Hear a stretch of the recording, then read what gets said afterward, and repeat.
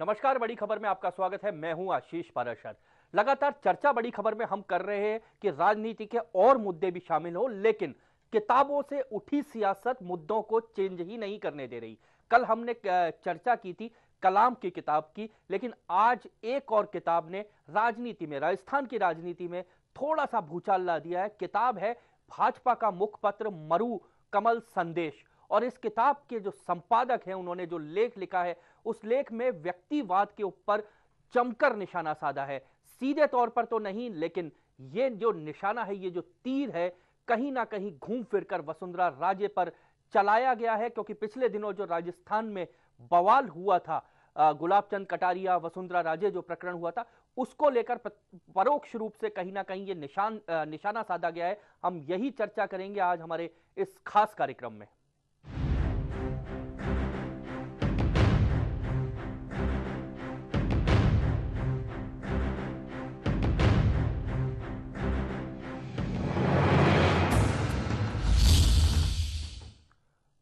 भाजपा के मुखपत्र मरु कमल दर्पण में जो लेख छपा, उस लेख के बाद जो संपादकीय छपा, उसके बाद बवाल हो गया। सीधे तौर पर जो वसुंधरा समर्थक हैं, वो कहीं ना कहीं ये मान रहे थे कि ये लेख जब लिखा गया तो उनको ध्यान में रखकर लिखा गया। इसमें व्यक्तिवाद के ऊपर निशाना साधा गया है। कहा गया है कि पार्टी सर्वोपरि है, पार्टी से ऊपर कुछ नहीं है। आखिर क्या है ये पूरा मामला, आइए नजर डालते हैं। बीजेपी के मुखपत्र कमल संदेश के बाद अब प्रदेश की भाजपा मुखपत्र मरु कमल दर्पण में भी वसुंधरा राजे पर निशाना साधा गया है। हाल ही में छपी मरु कमल दर्पण में लिखा गया है कि भाजपा व्यक्ति या फिर समूह विशेष की पार्टी नहीं है और न ही पिछलग्गों की पार्टी है। भाजपा अनुशासन और संगठन की पार्टी है। तो वहीं कमल संदेश में जहां कहा गया था कि सिर्फ मेरी ही चलेगी, किसी की नहीं से संगठन नहीं चलता, ये सीधा सीधा निशाना आडवाणी, मोदी और वसुंधरा राजे पर था। आडवाणी जहां अपनी रथ यात्रा को लेकर विवादों में रहे थे, तो वहीं मोदी पर अक्सर ही एकला चालोरे के आरोप लगते रहते हैं। और तो और अब उन पर हठधर्मी और दबंगई के आक्षेप भी लगते हैं। कुछ इसी तरह प्रदेश के सियासी गलियारों में भाजपा खेमे में वसुंधरा राजे की नेतृत्व क्षमता और कार्यशैली पर सवाल उठते रहते हैं। चाहे वो गुलाब चंद कटारिया की रथ यात्रा को रद्द करवाना रहा हो या फिर विपक्षी नेताओं से मेल मिलाप हो, और तो और वसुंधरा अनुयायी उनके हर काम में उनका अनुसरण करते हैं। और यही वजह है कि पार्टी की अंदरूनी कलह अब पार्टी के मुखपत्रों में मुखरता से सामने आ रही है।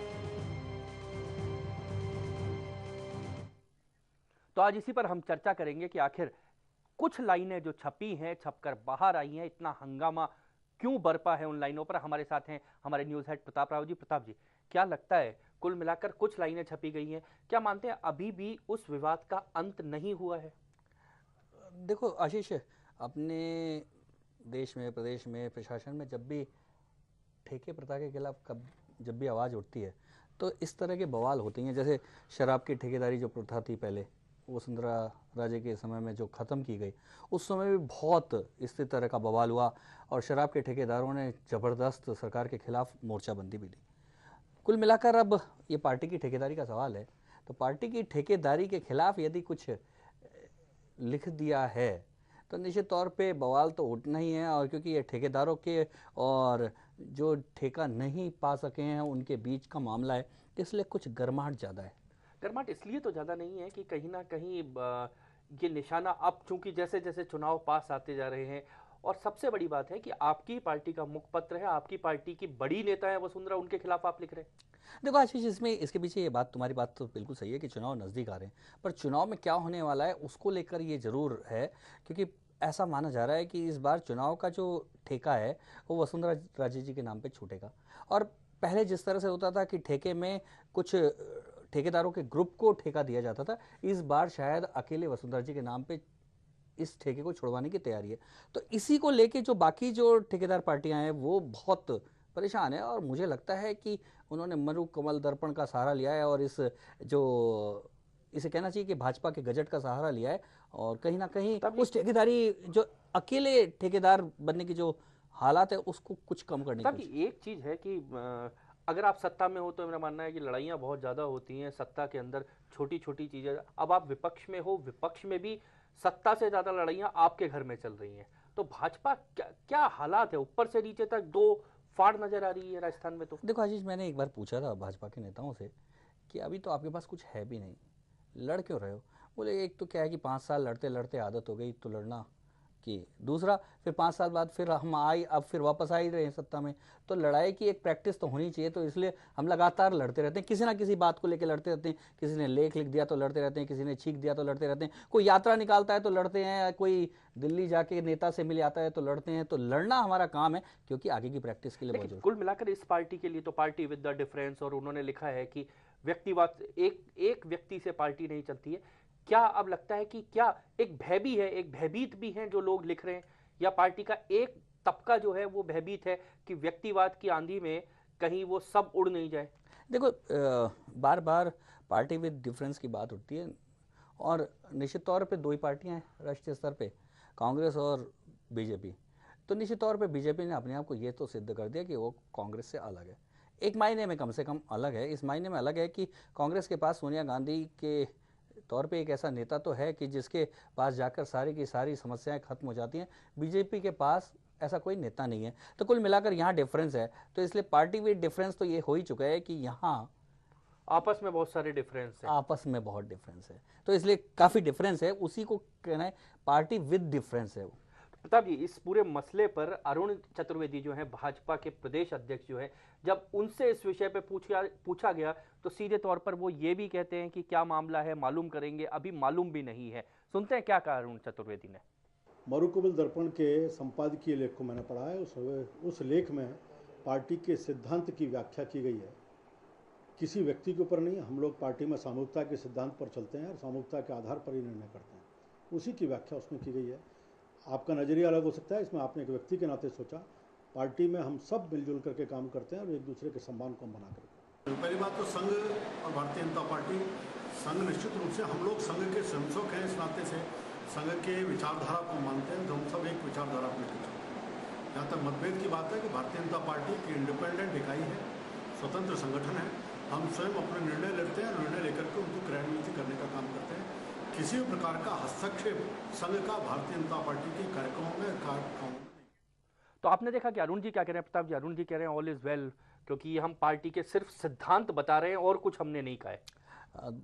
आशीष, इस पार्टी को बने लगभग 32 साल हो गए, भाजपा को बने। उससे पहले वैसे देखा जाए तो जनसंघ का ही एक नया रूप है, लेकिन ये बेसिक्स पर आज भी उलझे हुए हैं। तो ये समझ में नहीं आता कि आखिर में इनके बेसिक्स क्लियर क्यों नहीं है। तो यहाँ ये सवाल ये उठने लगता है कि आखिर में क्या पार्टी के तौर पे भी भाजपा अपने आप को स्थापित कर पाई है। आज भी इस बात को लेकर चर्चा हो रही है कि पार्टी व्यक्तिवादी है, और सिद्धांतों को लेकर आज भी जबकि सिद्धांत की बात करें तो यहाँ है कि पहले से ही ये सिद्ध हो चुका है, बुद्धम शरणम गच्छामि, संगम शरणम गच्छामि, धम्मम शरणम। यानी कि पहले आदमी व्यक्ति से जुड़ता है, व्यक्तिवाद खत्म होता है तो पार्टी से जुड़ता है, पार्टी खत्म होती है तो विचारधारा से जुड़ जाता है। यहाँ तो व्यक्तिवाद पे लड़ाई है, यानी कि पार्टी और विचारधारा दोनों की लड़ाई गायब हो चुकी है। कार्यक्रम में चर्चा जारी रखेंगे, आगे बढ़ने से पहले लेते हैं एक छोटा सा ब्रेक।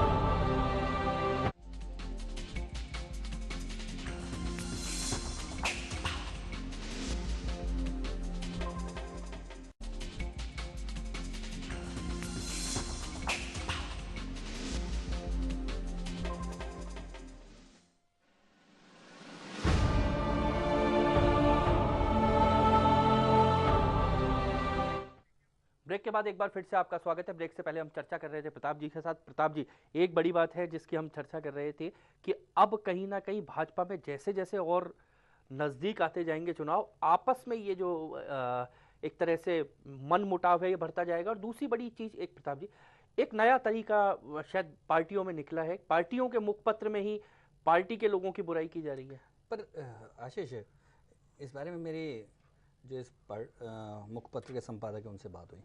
मैंने कहा आपने ऐसा क्यों लिखा क्या?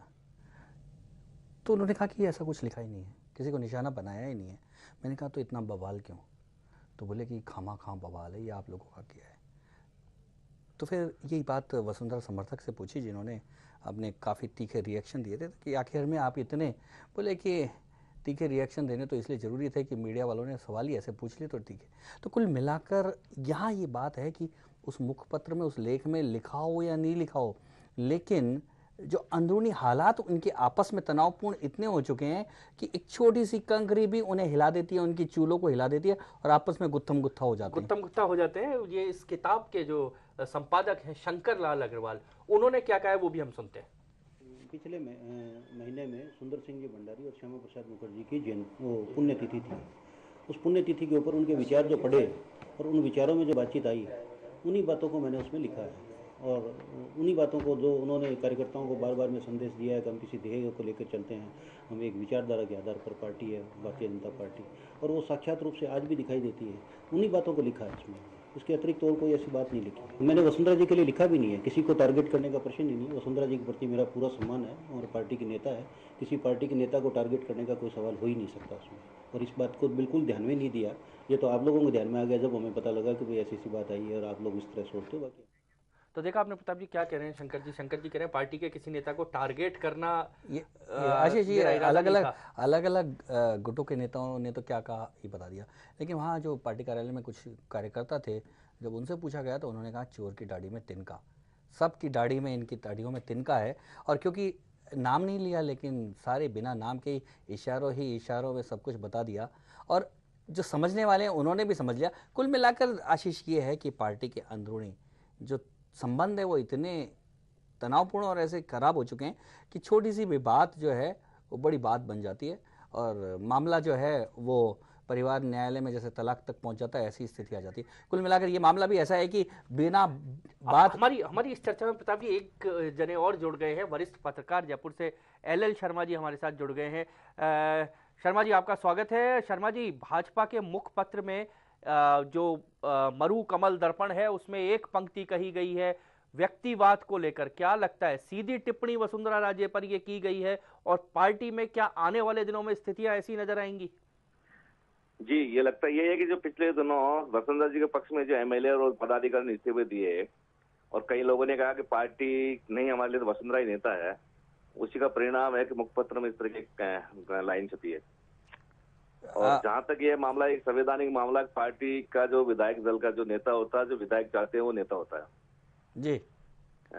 तो ये भी कहना अभी जल्दीबाजी होगी कि अभी तक ये चलता रहेगा, क्योंकि संवैधानिक प्रक्रिया है, जो विधायक दल का नेता होगा, जो विधायक जिनको चाहेंगे नहीं। शर्मा जी ये बड़ा सवाल उठता है कि आखिर में जब पार्टी में सब कुछ शांत दिखाई दे रहा था, बिल्कुल सब कुछ शांत सा दिख रहा है, ऐसे में ये मरु कमल दर्पण में इस तरह की टिप्पणी करके पत्थर क्यों फेंका गया है? बिल्कुल, ये एक गुट है जो कहीं मतलब आप पिछले 3-4 साल से देख रहे होंगे, जो वसुंधरा जी के खिलाफ है जी। वसुंधरा जी पहली बार जब प्रदेश अध्यक्ष बन के आई थी तब भी इसी तरह का एक माहौल बना था राजस्थान में कि उनके खिलाफ अनाप शनाप टिप्पणी की गई, तो इस बार भी ऐसा ही हो रहा है। लेकिन मैं इसमें मेरा ये मानना है कि जब पार्टी से बड़ा कोई नहीं होता, ये बात तो सही, लेकिन जब पार्टी के लोग ही अगर नेता मानते हैं तो फिर वो नेता ही रहेगा वो। जी, तो आपका मानना है कि ये जो टिप्पणियां वगैरह की गई हैं ये अनावश्यक रूप से की गई हैं? बिल्कुल, ये अनावश्यक रूप से की गई है। मैं फिर दोहरा रहा हूँ कि पार्टी से बड़ा कोई नहीं होता, ये बात बिल्कुल सही है। पर ऐसा हो क्यों रहा है भाजपा में, बार बार सारा मामला शांत हो जाता है, फिर कुछ ना कुछ नई बात शुरू हो जाती है? क्या इसके दिन ही खराब चल रहे हैं या कोई पार्टी के नेता ही कुछ और कुछ चाहते हैं? नहीं, पार्टी में क्या कि पहले बीजेपी अनुशासन के नाम पर बहुत अच्छी पार्टी मानी जाती थी, लेकिन पिछले कुछ सालों से अनुशासन में गिरावट आई है। तो कहीं न कुछ नेताओं का स्वार्थ होता है जो इस तरह के मतलब बीच में टिप्पणीबाजी करते क्या लगता है, क्या कारण है, अनुशासन में कमी क्यों आई है? क्या इनकी ट्रेनिंग में कोई कमी है या कोई RSS ने ध्यान देना बंद कर दिया? क्या कारण लगता है आपको? नहीं, RSS ने ध्यान देना, RSS का अनुशासन का डंका जो पहले चलता था वो उसमें थोड़ी कमी आई है। क्या कारण है शर्मा जी, क्या लगता है किस कारण से अनुशासन इतना, जो पार्टी विद डिफरेंस जो है, पार्टी विद डिफरेंस हो गई है? बिल्कुल, क्या है कि जो पहले आपने भी देखा होगा, इतने साल से आप भी हो, जब अनुशासनहीनता जब होती थी बीजेपी में तो तुरंत कार्रवाई होती थी जी। और RSS बिल्कुल चाहे कैसे भी उसको कंट्रोल करो, अपने हिसाब से कंट्रोल करके उसको डैमेज कंट्रोल कर लेती थी। अब क्या RSS भी कहीं न कहीं कमजोर पड़ती नजर आ रही है जी, तो वो बीजेपी पे, इन लोगों पे कंट्रोल नहीं कर पा रही है। धन्यवाद शर्मा जी। तो कुल मिलाकर प्रताप जी जो कह रहे थे एल.एल. शर्मा जी की कहीं ना कहीं